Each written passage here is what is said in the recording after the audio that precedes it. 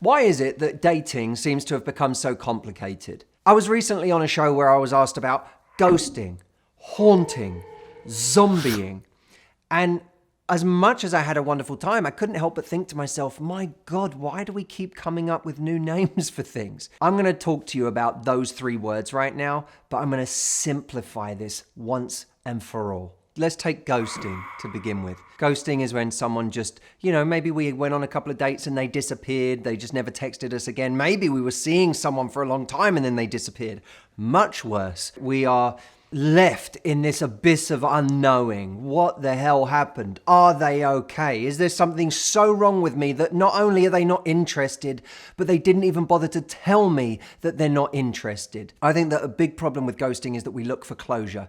We shouldn't look for closure. We should give ourselves closure. Closure can be the gift that you give to yourself. And the closure is this: they either don't care about me at all, or they do care about me, but are willing to do this to someone they care about. Either way, this is enough information to move on with your life. Remember this when you're looking for more information. Someone not contacting you is information. Disinterest is closure. Number 2, haunting.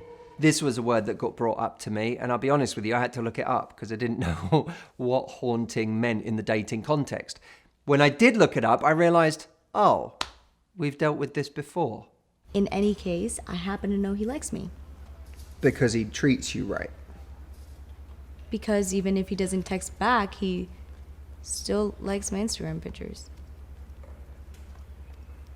Right then.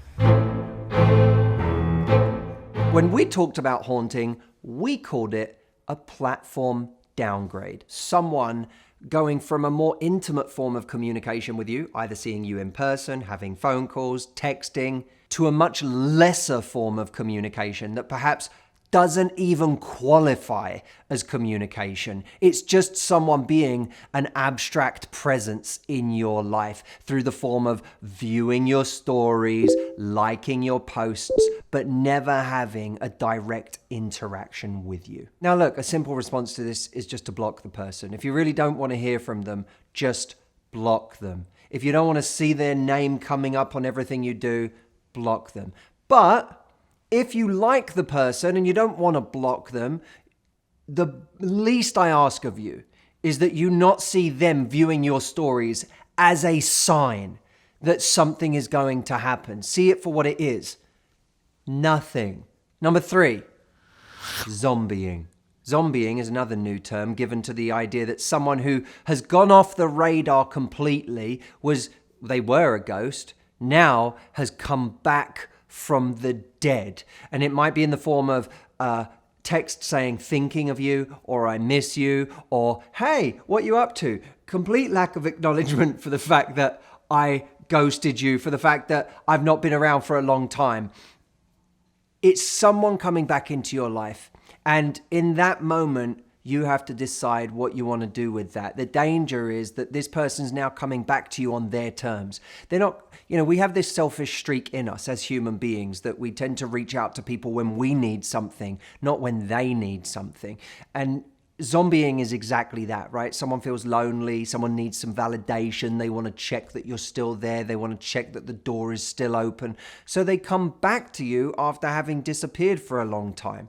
You have to see that for what it is. This is not a sign of true investment. This is just a sign that someone is thinking of me right now in the moment. There is a difference between attention and intention. And there's a difference between intention and true investment. You don't have true investment. You may not even have intention, the intention for them to actually go somewhere with you now, for it to become something more. You may just have attention. So you have to recognize attention for what it is. And in the form of zombieing, it's not even good quality attention. It's poor quality attention on somebody else's terms. Oh my God. Are you okay? Now look, these terms are fun, I suppose, but where I get frustrated at them is I feel like we've begun to, as a culture, fetishize all these different versions of someone just being a bit shit.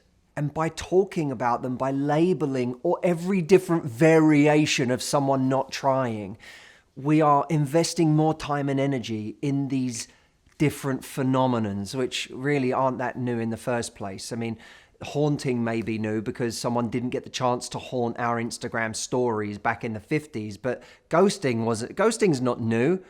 You know, what that movie idea of, like, you know, you see in a movie a woman comes up to a guy in the street and she's like, "You never called." That's ghosting. She didn't have any way to reach him other than when she saw him in the street, and all he did was not see her anymore, right? It's the same thing. And I've said it before, trying is trying is trying is trying. Invest in someone based on how much they invest in you, not based on how much you like them. And people will say to me, "Matt, but don't worry, I'm not investing.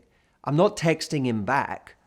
That doesn't matter. Okay, so you're not showing your investment to him, but you're still investing when you're thinking about it and analyzing it and dissecting it. It's like dissecting smaller and smaller pieces of something that's not important to begin with. And when we do that, that represents uneven investment. This person's clearly not thinking about you, but you're spending time thinking about and analyzing them.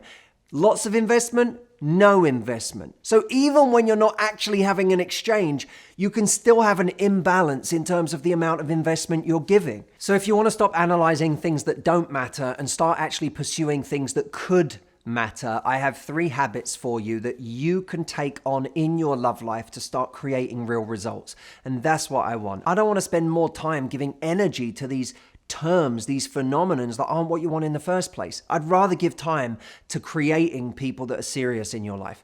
So if you want my free guide on what these 3 habits are, come to 3lovehabits.com. I'll leave a link right here and I'll see you there. Let's start making progress and stop wasting time.